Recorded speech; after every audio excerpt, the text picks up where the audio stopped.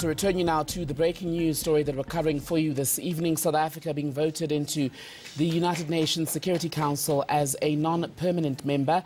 It is the third time in a decade that the country has won a place. South Africa was the only African country standing. We're joined now in studio by our reporter Khayelihle Khumalo, who's been watching those developments out of the United Nations headquarters in New York. Kaya, so here we are. We've got the seat, we wanted it. How did it all unfold? Well, Thembekile, it's been such a very enormous process. There was a lot of campaigning behind it. There was a time prior to this current administration, the previous, administration of President Zuma, where, South Africa was crisscrossing the world, engaging the diplomats, and really talking about the importance of Africa, because for some time, Thembekile, South Africa has been championing the whole transformation when it comes to the United Nations Security Council.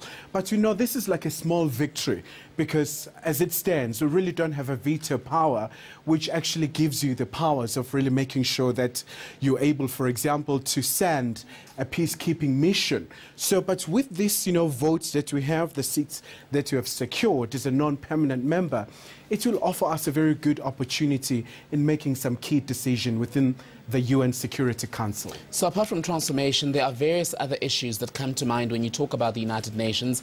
I'm looking at the reports in the last few months of UN peacekeepers themselves being found to have taken advantage of, and in some instances raped women in various parts of the continent where they were supposed to be securing and protecting these people. So is that something that we expect South Africa to focus on?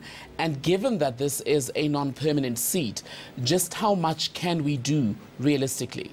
Well, certainly, Thembekile, for some time, the blue helmet has been haunted by all these allegations. So like you're just talking about the issues of sexual offences.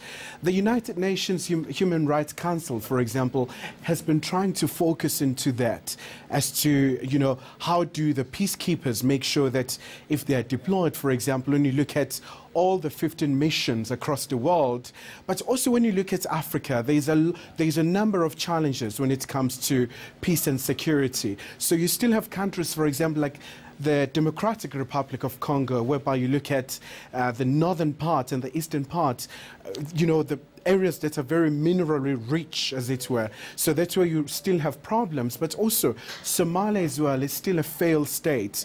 So apart from focusing on issues of human rights and making sure that they deal with that, that's what South Africa has been talking about, that they will try to prioritize those issues. And also they used, for example, an issue of silencing the guns by 2020 in Africa. It's a bit of a pipe dream when you still have these conflicts in Africa. And I suppose this development tonight ties in quite well then with the governing ANC's message that things are turning around for the country. This is the Tumamina message around the Ramaphosa administration.